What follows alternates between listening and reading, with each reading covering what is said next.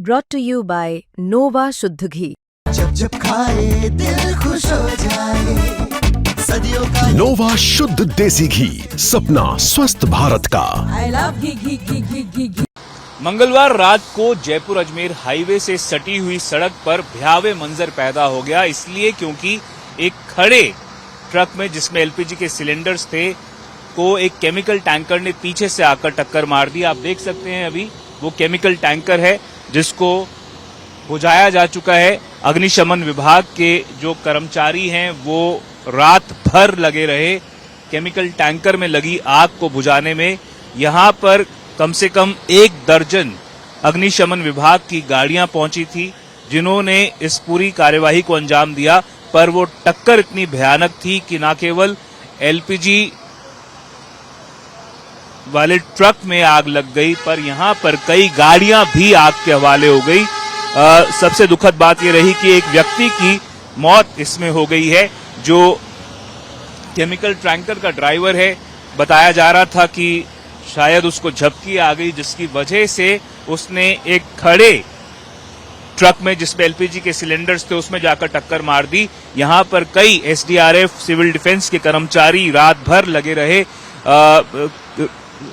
यहां पर राहत कार्य में। और यहां पर आप देख सकते हैं किस तरह से जो अब गाड़ियां चल रही हैं, पर यहां पर कई घंटों का कई किलोमीटर लंबा जाम लगा रहा इस बड़े एक्सीडेंट की वजह से। मेरे साथ कुछ लोग हैं जो कि अग्निशमन विभाग से हैं। रोहित यहां पर मौजूद हैं। रोहित, आप यहां पर लगे रहे रात भर, ये बताएं कि क्या मंजर था यहां पर जब आप पहुंचे थे? यहाँ पे आग तो कंट्रोल में हो चुकी थी, लेकिन ये जो टैंक है उसमें काफी मात्रा में वो था, तो इसमें कंटिन्यू पानी चलता रहा, लेकिन अभी तो ये थोड़ा नॉर्मल है और थोड़ा नॉर्मल है। काफी टाइम हो गया, 6 घंटे हो गए करीबन इस पे पानी छिड़काव करते हुए, तो अभी थोड़ा नॉर्मल है ये। जो टक्कर हुई थी एलपीजी ट्रक और टैंकर के बीच में, केमिकल टैंकर के बीच में, उसकी वजह से आपके हिसाब से यहाँ पे कितनी गाड़ियां आग के हवाले हो गई? करीबन 5-6 के समथिंग गाड़ियां आग के जुलूस में हो गई। जब आप यहाँ पर पहुंचे थे तो मंजर क्या था? क्या आग का एक बड़ा गोला था या क्या यहाँ पे अलग? आग कंट्रोल में थे उस टाइम। गिरिराज भी यहाँ पर मौजूद हैं, ये भी अग्निशमन विभाग से हैं। गिरिराज, आप जब यहाँ पर पहुंचे तो आपने क्या कुछ देखा?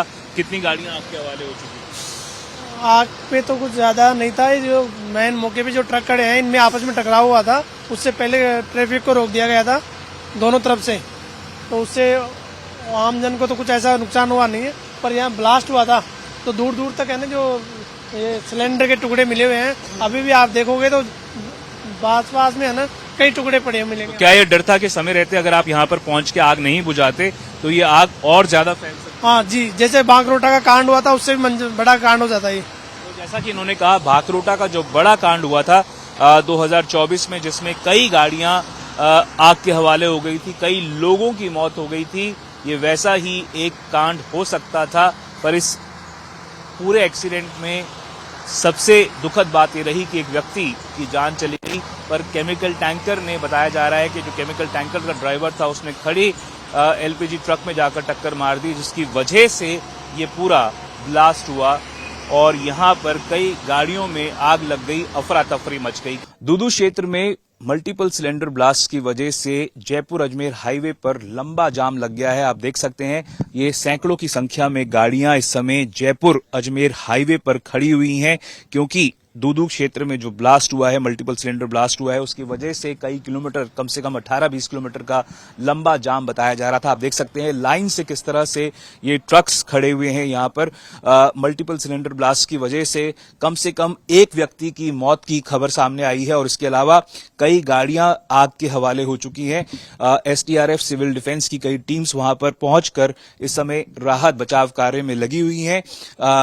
एरिया के विधायक और उप मुख्यमंत्री डॉक्टर प्रेमचंद बैरवा, बीजेपी के विधायक कैलाश वर्मा वहां पर पहुंच चुके हैं और इस समय वहां पर राहत बचाव कार्य चल रहा है। मुख्यमंत्री भजनलाल शर्मा अपनी संवेदनाएं ट्विटर पर जता चुके हैं, पर इस समय कोशिश की जा रही है कि जो आग मल्टीपल सिलेंडर ब्लास्ट की वजह से फैली थी वो और ज्यादा क्षेत्र में ना फैले, और पुलिस, सिविल डिफेंस, एसडीआरएफ की टीम्स वहां पर लगकर इस समय राहत बचाव कार्य की कोशिशों में जुटी हुई है।